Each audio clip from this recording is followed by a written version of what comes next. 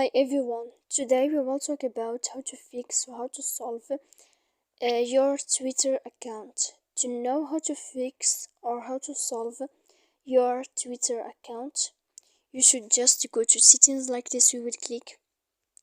After that, in this page, you will go to apps, default apps, app settings.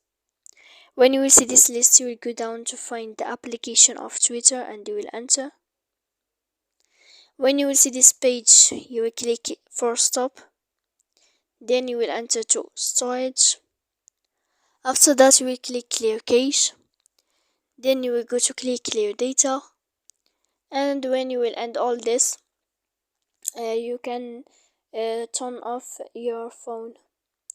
So please don't forget to support us by like and subscribe.